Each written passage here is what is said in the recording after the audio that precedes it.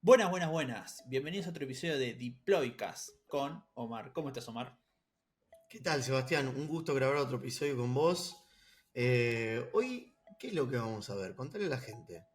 Algo que está bastante bueno, a mi parecer, me gusta muchísimo, un lenguaje como C Sharp. Vamos a ver un roadmap completo de C Sharp para este 2024. ¿Sí? Arrancando, vamos a ver cosas básicas y después cosas más para senior, ¿no? Exactamente, vamos a hacer una guía completa de punta a punta, haciendo un poco de hincapié en el backend, desarrollándonos un poco por las diferentes ramas en las cuales se puede ir desarrollando la carrera, ¿no? Como para armar un perfil muy completo. Bueno, vamos a arrancar por los primeros pasos, ¿no? Obviamente, fundamentos. Es muy importante siempre seguir de cerca las características básicas que tiene C Sharp. Todos los años Microsoft viene lanzando nuevas versiones. Actualmente estamos en la número 11, así que hay que seguir de cerca un poco los últimos features que vienen incorporados. Actualmente estamos en .NET 7. ¿No? Está bueno estar siempre actualizado en la última versión de .NET, ir viendo qué es lo que se viene en la próxima, ¿no? Que va a ser .NET 8. Y de Japa dejo también que me parece muy importante aprender el CLI de .NET, que es el sistema de comandos que tiene en consola que nos permite escribir diferentes comandos para ya sea ejecutar aplicaciones de .NET de manera local, así como crear clases, ejecutar test, ejecutar las migraciones y algunas y otras características, ¿no? Por otro lado, hay más skill de desarrollo en general que cualquier programador debería tener, sumado a esto, obviamente C Sharp también, que son Git, usando por ejemplo GitHub, GitLab, fundamental para compartir código, para guardar el código. Bueno, protocolos HTTP, HTTPS, la comunicación por excelencia en todo lo que es backend, quizás hoy en día. Bueno, saber buscar en Google, fundamental, y usar ChatGPT, que veo que mucho programador le tiene miedo. No le tengan miedo, ChatGPT es una herramienta que nos va a ayudar y nos va a impulsar muchísimo más. Y algo importante que yo veo que sinceramente siento en muchos programadores es la falta de comprensión y resolución de algoritmos y estructura de datos. Es algo básico, pero que veo que a veces la forma de resolutiva de algo que hacen, la hacen mal porque no analizan y no comprenden bien cómo resolver un algoritmo. Un algoritmo es una serie de pasos que hay que cumplir y a veces, bueno, se complica mucho, ¿no? Pero veo que hace falta mucho análisis de esto. Bien. Otra cosa que para mí es indispensable, vamos a hacer un pequeño paréntesis. Estamos haciendo una guía de C Sharp, sin embargo queremos de alguna manera dar skills que son necesarios para ser un buen programador en C Sharp. C Sharp es un lenguaje de programación que se puede aplicar para todo tipo de programas. Algunos son de backend, en su mayoría, y se pueden hacer también aplicaciones de frontend. Bueno, si en su mayoría van a trabajar en backend, es indispensable tener fundamentos básicos de SQL, ¿no? Entonces, tener nociones de la sintaxis de SQL, saber lo que es un store procedure, clave foránea. De Java por ahí no es lo más útil, pero conocer cómo es un trigger, ¿no? Tener estas nociones para empezar a trabajar con base de datos resulta útil, ¿no? Hay muchísimo más. Dentro del mundo de base de datos, que es enorme, hay distintos tipos de base de datos. Esto ya lo mencionamos en otro video. Básicamente está bueno saber cómo funciona cada una, que son relacionales, por ejemplo. Tenemos SQL Server, PostgreSQL, tenemos NoSQL, que pueden ser MongoDB, Azure Cosmos DB, Amazon Dynamo, y hay un montón más. Y en otras, hay otras bases de datos que tienen otras características distintas a estas que mencionamos, que son como Redis y Elasticsearch. Sí, Redis, por ejemplo, una base de datos de caché de clave valor. Elasticsearch, una base de datos de índice invertido que es muy útil para búsqueda de texto, para armar un blog donde después buscas por texto Ahí tenés una solución con Elasticsearch. Bueno, ORMs. Cuando empezamos a trabajar con base de datos, una de las primeras cosas que surgen es empezar a trabajar con ORMs, en particular con el ORM de excelencia de .NET, que es Entity Framework. Sin duda, recomendamos a todos los programadores de C# conocer a fondo esta herramienta, conocer los fundamentos de Entity Framework, conocer lo que es Code First, cómo hacer migrations, que es esto de el Code First, es cuando vos diseñás la base de datos desde el código a través de clases, ¿no? Que después se van a transformar en tablas. Está bueno también conocer algún que otro modelo, como puede ser el Database First, que se mapea la base de datos a objetos, que es al revés. Change Tracker, algo que está bueno saber, que es cómo, porque a veces cuando empezamos a usar ORMs, sucede que nos olvidamos de cómo se escribe código en SQL, porque tenemos un punto first, punto toList, punto where, y nos resuelve todo tipo de consultas, hacemos include, y eso en el fondo se traduce a join, a wheres que son complejos, y poder interrumpir o traquear las consultas que se hacen a la base de datos con la API nativa de cambios, de repente nos permite loguear las consultas que hacemos a la base de datos. Y podemos ver cómo se están construyendo esa query para aprender más de SQL y tenerlo presente, para saber si tenemos que hacer cambios a la consulta y cómo lo estamos haciendo. Se puede también usar el Change Tracker API para medir el tiempo que tardan algunas consultas y en función de eso tomar decisiones si de repente tenemos que implementar un store procedure en vez de ejecutar las queries como lo estábamos ejecutando con un ORM, porque a veces un ORM facilita el trabajo pero no siempre es lo más eficiente, así que hay que tener todas estas cosas en cuenta. Por eso recomendamos poder utilizar Change Tracker API, aprender a usarlo, ¿no? Después, conceptos básicos de lazy loading, eager loading, que es esto de, por ejemplo, cómo se accede a los datos de la base de datos. Si yo ya voy a tener todo cargado o a medida que voy necesitando datos se van yendo a buscar. ¿Cuántas lecturas se hacen a la base de datos? Bueno, nada, cuestiones específicas. De Japa, uno que mencionamos también es Dapper. Dapper es un ORM muchísimo más liviano.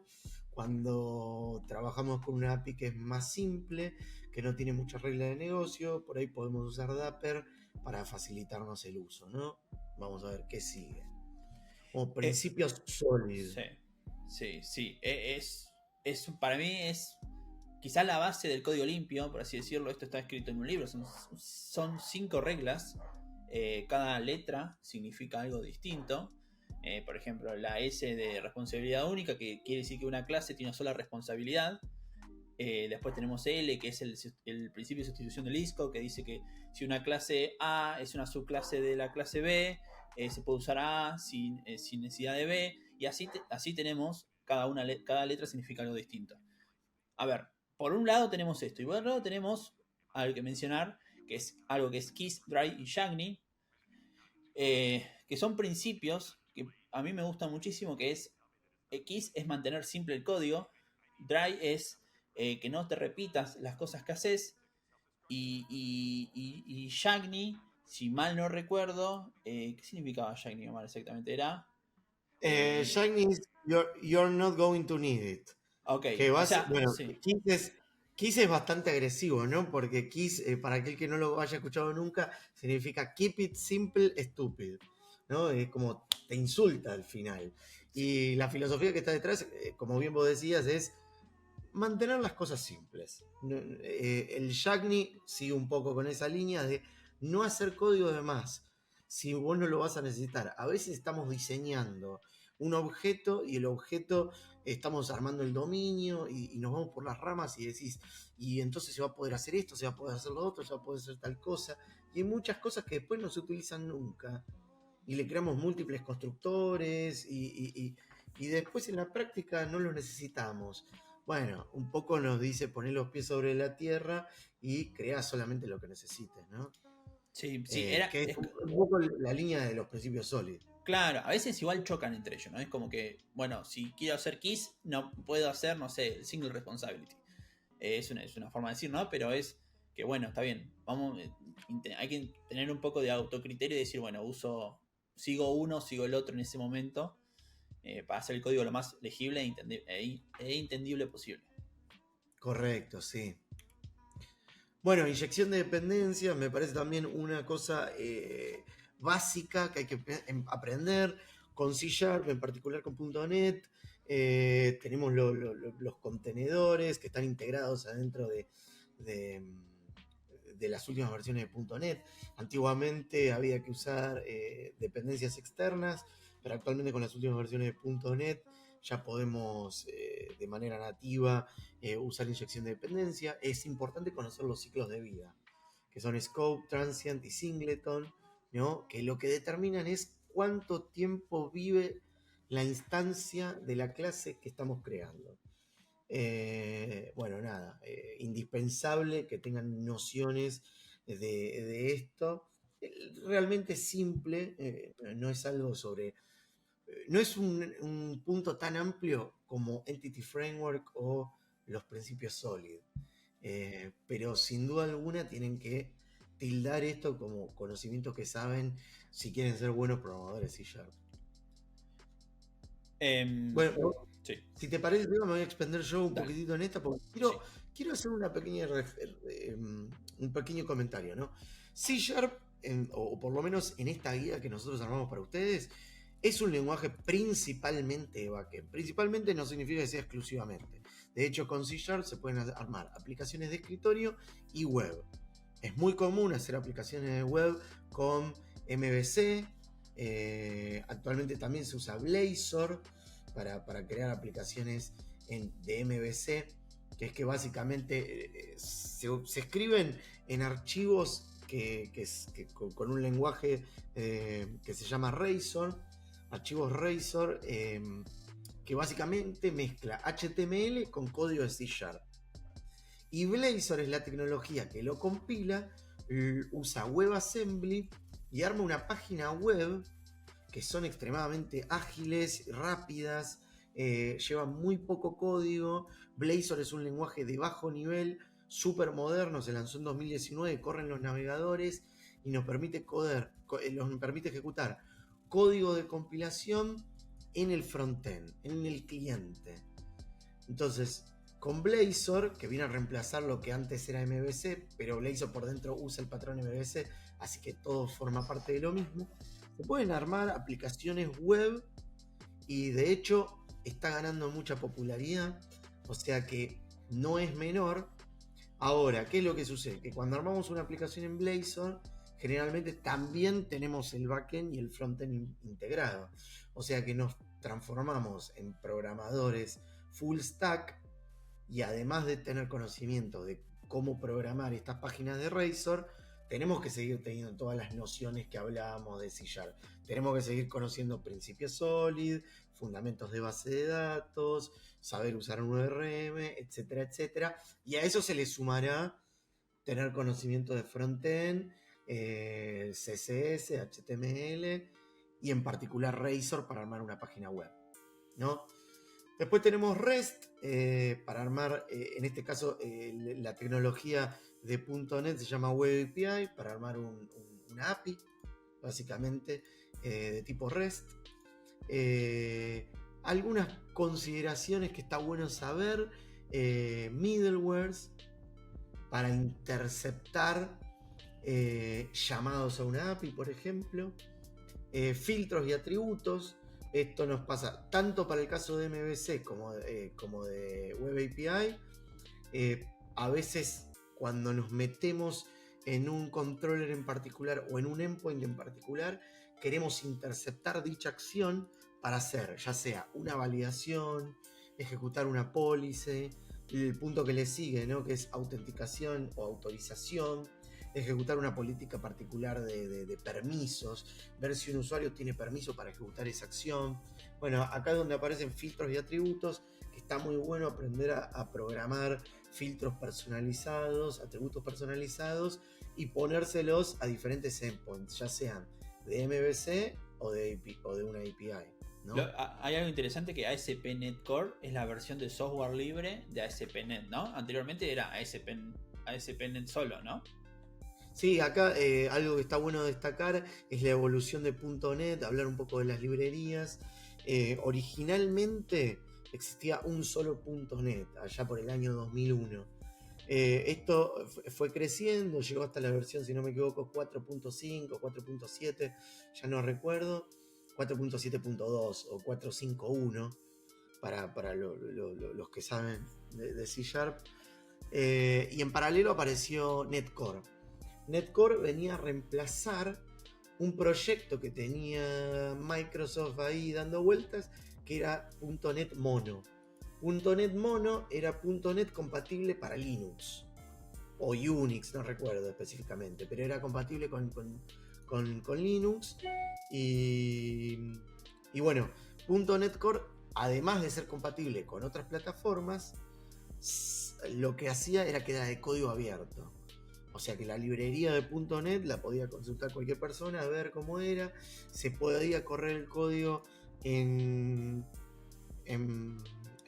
Mac, en Linux y en Windows. Y se podía colaborar con el proyecto, etc. Con lo cual fue bastante revolucionario cuando salió .NET Core. Pero ¿qué pasa? NET Core todavía no tenía todas las características que tenía el .NET original. Entonces teníamos en paralelo .NET y .NET Core. Después cambió de nombre el .NET original y se pasó a llamar .NET Framework, que es al que mal llamado le decimos Legacy, ¿no? Tiene nombre y apellido y se llama .NET Framework. Y actualmente .NET Core, ya para la versión 5, dejó de llamarse NetCore y pasó a llamarse .NET a secas. O sea que .NET era la versión Legacy, que se pasó a llamar Framework.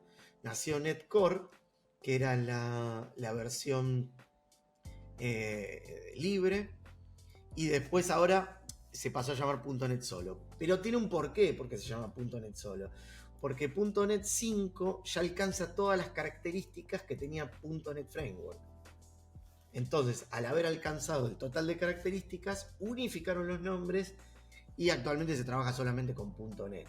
Sin embargo, vamos a ver que cuando trabajamos con Entity Framework o cuando trabajamos con ASP.NET, en general importamos las versiones ASP.NET Core o Entity Framework Core de las librerías, ¿no? Que probablemente cambien de nombre a futuro, no lo sé. Importante también a esta altura, punto que por ahí me quedó afuera, saber cómo manejar NuGet Packages. A lo largo del desarrollo de .NET, a esta altura ya lo tendrían que saber.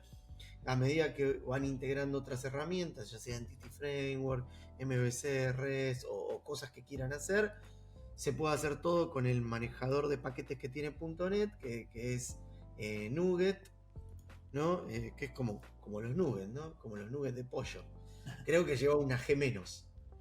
El NuGet con una sola G. Pero bueno, nada, indispensable que también sepan esta herramienta. Bueno, a ver, formas típicas de comunicar nuestras APIs hechas en .NET. REST, el más típico, por ejemplo con OData. gRPC, que es de Google, es el protocolo de RPC, pero de Google. Es también sí, es comunicación cliente a cliente en general. Claro, no sé si es exclusivo de Google. Nace del RPC clásico. Sí. Es una evolución, pero es básicamente comunicación cliente a cliente. Sí, igual me refería a que lo desarrolló Google, si no me equivoco, no mal no recuerdo, lo desarrolló Google y bueno, ahora lo usan todos. Es típico en microservicios usar eso. Y bueno, después tenemos GraphQL con Hot Chocolate como el librería, Hot Chocolate, ¿no? Actualmente es la herramienta, la librería más utilizada. Está bastante bueno para aquel que le gusta GraphQL. Está bueno también. OData no es la única implementación que existe de REST, obviamente, se puede usar REST a secas. OData lo mencionamos de Java, está bueno porque es un lenguaje de consultas que se puede poner arriba de una API de REST. Entonces, en una API REST vamos a tener nuestros endpoints get, post, delete, update, put, ¿va? Con todos los verbos que tenemos, y sobre un get le podemos agregar queries. Queries que van a estar ligados directamente con el objeto de base de datos. O sea, OData es una librería que va a terminar conectando el objeto de base de datos con el endpoint del get. Y nos permite hacer, no sé, paginado, nos permite hacer un filtro, hacer un where in en la base de datos, con un montón de queries que ya están estandarizadas, parámetros que ya están estandarizados que le ponemos en la URL y que está buenísimo. Aclaración que OData no es exclusivo de Microsoft, sino que es un protocolo abierto que no sé si habrá, no sé, en Node alguna librería que lo implementa. Pero bueno, en Microsoft hay una librería que es muy popular de OData y está bueno si alguno quiere investigar, ¿no? Cómo hacerlo. Volviendo un segundín, algo que no creo que no Sí. mencionamos en ningún momento es documentación de endpoints. Por ejemplo, usando Bueno, Swagger, claro, está bueno tenerlo. Hay alternativas también de librería abierta, pero bueno, por excelencia es Swagger lo que se usa sí, por defecto, hace ya varios años, .NET implementó Swagger por defecto. Ah, ¿y Swagger viene por defecto? Ahora me entró la duda. yo hace Ahora rato me no, entró la duda si Swagger viene por defecto o todos mis proyectos yo los vengo configurando con Swagger hace años. puede Pero ser. bueno, Swagger, quiere decir, es un estándar en la industria. Si está por defecto o no, la verdad que es un dato que se me fue de la mente. Pero que hoy todos los proyectos lo usan, es un hecho. Se empezó a usar hace muchos años. ¿Y qué nos permite Swagger? Tener este mapeo de una API que de repente nos permite testearla, que lo hace mucho más simple. Y bueno, permitir la comunicación ya no entre software entre sí, sino entre personas, que se pueda meter un desarrollador frontend y ver una interfaz gráfica de cómo usar nuestra API, ¿no? Está buenísimo. Bueno, pasamos a best practices, lo pusimos en inglés, ¿no? Mejores prácticas, acá recomendamos algunos patrones. A esta altura, ya si sabés todas las cosas que fuimos hablando de C Sharp, te tenés que meter en estas, ¿no? Que son las que le siguen, para ser considerado, dejar de ser un junior, empezar a ser un semi-senior. Estaríamos a esta altura, ¿no? Empezar a conocer patrones de diseño o buenas prácticas. Clean Architecture, vos lo nombraste, es un libro muy famoso que habla de un montón de cosas. Se nos haría eterno el video si nos queremos exponer todo lo que tiene. DDD es una de ellas, que lo tenemos acá en el libro, acá en la lista, que es el Domain Driven Design, que es armar un sistema desde el dominio, ¿no? Armar creando las diferentes entidades de dominio que va a tener el sistema. El dominio se le dice al negocio, ¿no? Entonces vos armar una librería y que vende libros, bueno, vas a tener libros como una entidad y las diferentes operaciones que se puedan hacer de los libros, las ventas, no sé, las devoluciones, los cambios, los autores de los libros, toda la información relacionada con los libros en sí mismo, que haga el negocio de tu sistema y a la administración del mismo, es lo que por donde tenés que empezar cuando haces Domain Driven Design. Y eso te va a llevar a un montón de técnicas particulares para armar tu API, por ejemplo, ¿no?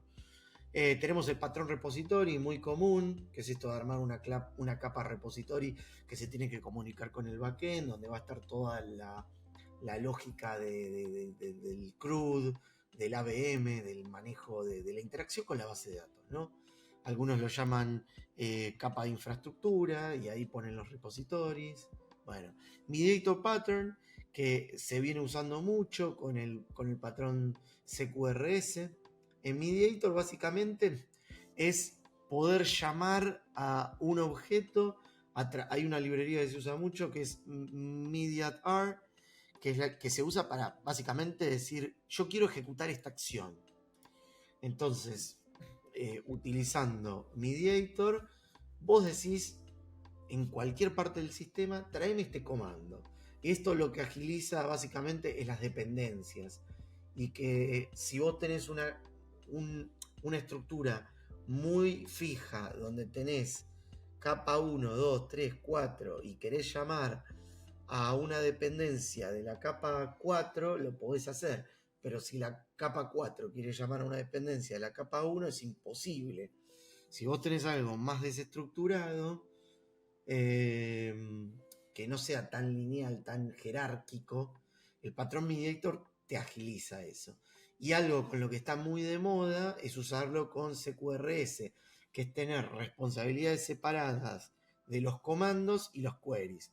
Entonces, tus operaciones CRUD de create, read, update, delete, las tenés separadas en clases únicas. Y tus lecturas, lo que serían los reads, van a ser queries. Entonces vos tenés consultas particulares de, no sé, obtener esto por ID, obtener esto en función de tales parámetros, obtener tal dato que es un constructo de otras cosas en función de tal parámetro, obtener la lista de tal cosa. Bueno, van a ser queries separadas. Entonces después con Patreon Mediator estás en tal parte del sistema, necesitas una lista de tal dato, decís mediator.get, pum, y se va a ejecutar ese comando o esa query que vos querés. Unit of Work básicamente es para centralizar el manejo de operaciones de la base de datos. En general se usa para hacer un save changes async, método clásico de Entity Framework para guardar los datos, que básicamente vos tengas. Se puede usar en conjunto con Patron Repository, o puedes ir haciendo operaciones en diferentes partes del sistema y tener un solo método de save para no hacer save de cada cosita por separado. Nada, muy útil también. Hay otras interpretaciones de Unit of Work, yo les menciono una que es muy común. Nada, esto hoy es indispensable tener un poco de conocimiento de cada uno de estos puntos si quieren avanzar como desarrollador C#. Algo que quiero aclarar antes, Omar, es que .NET en sí como framework nos obliga a seguir buenas prácticas, porque está basado en eso, sus pilares son eso. Qué sé yo, inyección de dependencias te obliga a usar, bueno, obviamente programación orientada a objetos, o sea, tiene un montón de buenas prácticas ya puestas que otros lenguajes o framework no tienen. A ver, Node.js, por ejemplo, esto de base no lo tiene. Bueno, muy parecido es .NET con todo lo que es los frameworks de Java. Son todos, también te involucran a tener que hacer buenas prácticas, hacer interfaz, hacer un montón de cosas que otros no. Entonces está bueno por su robustez y es ideal para proyectos grandes. Sí, es ideal para eso. Exactamente. Bueno, sí, a ver, se pueden hacer. Acá nos metemos. Es un debate eso. ¿Se pueden hacer APIs chiquititas con C#? Sí. ¿Se pueden hacer microservicios? Sí. De hecho, la industria va hacia ese lugar. Ahora, cuando las cosas empiezan a crecer en complejidad, está bueno empezar a usar uno de estos patrones. Cuando son chiquititas, quizás no lo necesitas. En la medida en la que crecen, tenés que echarle un ojo, seguro. Mapeo de objetos, bueno, nada, muy simple. Acá mencionamos dos librerías. Automapper, que es la más usada. Mapster, segunda librería que también reconocemos. Cuando, de vuelta, en la línea de APIs que cada vez se hacen más complejas, no queremos devolver entidades de base de datos, sino queremos mapearlas en el medio. Transformarlas en un DTO. Un DTO, concepto muy común, significa Data Transfer Object. Queremos de repente que la tabla como tal puede llegar a tener campos que son de auditoría, que no queremos que lleguen al frontend. Bueno, o los recortamos y en un DTO que es distinto, que tiene menos campos, o incluso le agregamos otros campos que tienen valores calculados, que se van a hacer de uso en el frontend. Entonces, de alguna manera, básicamente nos agiliza el mapeo, que es una práctica muy común, ¿no? Testing, ¿Te animás a hablar un poquitito vos o querés que expanda sobre cada uno de estos puntos? Si querés expandí vos, que conocés Bueno, más de esto. acá lo que armamos es básicamente un poquitito de todas las ideas, ¿no? De lo que se puede hacer adentro del mundo de testing adentro de C Sharp. Hay una lista de librerías para cada uno. En sí, para unit testing tenemos 3 librerías clásicas que son XUnit, NUnit y Microsoft Test. XUnit yo creo que es la más popular, pero son muy similares todas. Mocking, que es la acción de moquear un servicio. Nosotros a veces tenemos un montón de dependencias y queremos que tal dependencia agilizar el testeo y decirle, bueno, esto va a devolver tal dato. Lo usamos con lo que necesitamos hacer es un mock y vamos a una librería muy común que es mockq, por ejemplo. Assertions, que es la acción de comparar o verificar ciertas cosas, ¿no? Cuando nosotros seguimos el patrón de setear la data, ejecutar la acción y assert, que es como chequear el dato, ¿no? Para hacer un test unitario, hay una librería que está muy buena usar, que es Fluent Assertion, que nos da otro tipo de validaciones, ¿no? Recomendadísima. Generadores de data, Bogus, Autofixture, que es como para generar data fake, ¿no? Creamos un objeto de tal cosa y popula, no sé, first name con nombres aleatorios. Y integration testing, ¿no? Ya para hacer test de integración adentro de C Sharp. Muy interesante caching para hacer cache. Cache, guardar datos en cache. Tenemos dos opciones, memory cache o Redis, básicamente. ¿Cuándo vamos a usar esto? Cuando tenemos datos, por ejemplo, que no varían mucho en el tiempo o muy seguido. Qué sé yo, países, monedas, cosas que no varían en el tiempo, es ideal guardar en cache. Así nos ahorramos quizás consulta la base de datos, tiempos, demora en carga y otras cosas más.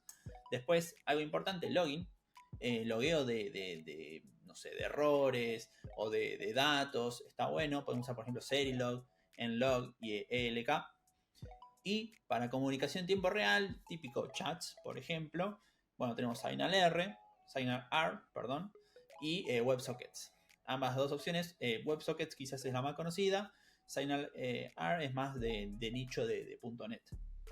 Sí, a ver, WebSocket en sí es un concepto. SignalR en particular es una implementación de cómo usar WebSockets con .NET, pero digamos, dejamos WebSocket por separado porque también podés crear, digamos, tu propia implementación de WebSocket directamente, ¿no? Entonces, si querés usar algo que ya está cocinadito, SignalR está buenísimo. Si tenés un caso de uso donde SignalR no aplica, y podés tratar de armar un chat con WebSocket, que tampoco es tan complejo. Socket.io, tenés también Socket.io con librería. Tenés Está bien, varias. claro. Está bueno. Dato, mención, LK excede a lo que es login. Vamos a hablar un poquitito más adelante. LK es un stack que es Elasticsearch, Logstash y Kibana, que digamos se puede usar para telemetría y registro de logs. Está bueno mencionarlo acá porque nada, podés hacer el logueo directamente a Logstash y, y armar log más complejo. También se puede hacer de manera nativa con C Sharp, ¿no? Pero está bueno conocer otras librerías que también lo hacen. Bueno, tareas programadas, rapidito. Esto cuando tenemos una característica muy particular, ¿no? Que puede ser ejecutar servicios programados en el tiempo o en segundo plano. Necesitamos que todos los lunes se comunique con una API para obtener tal dato. Necesitamos que todos los días a las 2 de la tarde se meta a un FTP, descargue un archivo y lo procese y lo guarde en la base de datos. Bueno, tenemos una librería que es nativa de .NET, es Native Background Services, y también tenemos Hangfire, dos recomendaciones ahí para quien necesite hacer estas tareas con .NET. Nos metemos en un mundo altamente complejo que es el de microservicios. ¿Querés contarnos un poquitito, Seba? Sí, acá se viene lo bueno. A ver, ¿qué pasa? Los microservicios son sabemos que son porciones pequeñas de código que se ejecutan en el servidor, ¿sí? Es un endpoint básico que se ejecuta y devuelve algo. Quizás para un proyecto grande empezamos a tener muchos de estos, y hostearlo quizás en un IIS, por ejemplo, sería un poco complejo, ¿no? Vas a tener 30 microservicios, vas a tener 30 servicios de IIS corriendo, medio complicado, ¿no? Entonces, para esto existe algo que se llama Docker y containerización, y después el orquestado de esto, que nos permite a nosotros tener una especie de mini máquina virtual con lo básico que necesita correr para correr ese microservicio específico. Y luego, como vamos a tener muchos de estos, podemos orquestarlos con Kubernetes, que esto es un orquestador de contenedores Docker que nos permite ver los estados, nos permite ver que responda bajo cierta petición, responda a algo, o poner capas arriba, capas abajo. O sea, nos permite orquestar todo esto, cosa que el IIS, que es lo nativo para correr .NET, no nos da, ¿no? Exactamente, sí, nada, qué decir. Docker es una revolución desde que salió, se utiliza en toda la industria. Esto es algo que excede claramente a C#, pero ya cuando nos queremos volver senior, está bueno que se empiecen a meter en este mundo. A veces armar el orquestado con Kubernetes es tarea del arquitecto, ¿no? Armar la infraestructura en Kubernetes, diseñar la estrategia, el balanceador de cargas. Pero está bueno entender conceptos, ¿no? ¿Qué va a pasar con la API, que yo estoy creando? Bueno, puede estar dormida porque no se necesita usar todo el día y se puede levantar solamente cuando se necesita. Bueno, todo esto se hace con Kubernetes y todo esto corre con pequeñas máquinas virtuales de Docker, ¿no? Como vos decías. Otra capa de complejidad que se agrega sobre microservicios es cómo se comunican entre sí. Hasta ahora vimos diferentes tipos de comunicaciones, como pueden ser RPC, GraphQL y REST, pero estas son en tiempo real. Y entonces con los microservicios también nace todo el tema de las colas de mensajes, los message brokers. Acá mencionamos algunos de los más conocidos como RabbitMQ, Apache Kafka. Está también, bueno, los servicios de Azure como Azure Services Bus, Amazon MQ. De hecho, Amazon tiene un par más, si no me equivoco, que se usan un montonazo. ¿Qué es un mensaje o qué es una cola de mensajes? Nos metemos en otra área, ¿no? Esto excede a C#, pero es básicamente como una casilla de mail, si lo querés decir. Lo que vos podés armar con esto son tareas asincrónicas y a ver, vos le mandás un mensaje a tal aplicación tiene que hacer eso con ese mensaje. El tema es que vos podés determinar cuándo. Se puede, como la cola, digamos, se puede guardar, se puede intentar en ese momento. Si falla, se puede reintentar más tarde, o puede avisar que falló y enviarle otro mensaje a aquel que le envió el mensaje pidiéndole algo originalmente. Entonces, todo este tipo de interacciones entre diferentes servicios se puede crear con un message broker, ¿no? Que agrega obviamente una capa de complejidad enorme, y es cuando las necesidades también del negocio que estamos llevando adelante se vuelven más complejas. CICD, bueno, a ver, de vuelta, lo mismo que decía Omar, no es nativo de C#, no tiene nada que ver con C#, pero bueno, está bueno saberlo, saber cómo funciona. En el caso de CICD es integración continua, nos permite a nosotros deployar el código haciendo lo menos posible, porque básicamente si lo hacemos a mano, sin esto, vamos a tener que, qué sé yo, buildear el código, copiarlo, llevarlo al servidor, pegarlo, reiniciar el servidor, y es un proceso que puede llegar a demorar un rato largo, más cuando hacemos varios deploys en el día quizás. Entonces nace esta opción que podemos usar, por ejemplo, GitHub Action, GitLab CI, Azure Pipeline, Jenkins y Jenkins, y nos permite a nosotros digamos, configurarlo para que haga este deploy automáticamente cada vez que se haga un push a cierta rama, por ejemplo. Entonces decimos, bueno, cuando se haga un push a main, quiero que deployes en producción, y lo hace automáticamente. nos dice si hay un error, nos dice si pasa algo. Todo esto se configura con este YAML, que nosotros decimos son especie de archivo de configuración, por así decirlo, que es el pipeline Lenguaje en de el que... scripting. Sí, Ahí está, perdón que te bueno. interrumpa. Sí, Es un lenguaje de scripting. Se podría decir que es un lenguaje de programación, pero bueno, sirve para crear estos archivos .yaml en el que vamos a tener justamente la configuración de cómo se va a ejecutar. sí, Acá pusimos GitLab CI, GitHub Actions, Azure Pipelines, que son los más modernos, los que más se usan, y dejamos en Java Jenkins. Jenkins es un poco más viejo, es indiscutiblemente más viejo. Es de las primeras aplicaciones, tecnologías con las que se podía hacer CI/CD, ¿no? sí, sí. A Todas ver, estas... un detalle que Sí, no dijimos. CI/CD son dos cosas distintas: Continuous Integration sí, y Continuous Deployment. Continuous Deployment es el delivery continuo de código a la nube.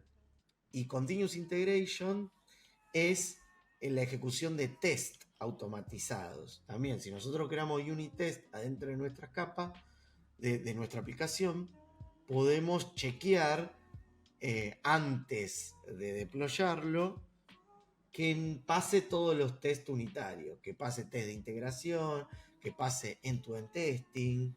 Entonces, eh, está buenísimo porque de repente vos haces un push, ¿no? Del código. En realidad primero tenés que crear un pull request, ¿no? Y vos mandás el pull request y le decís, bueno, dale, completámelo.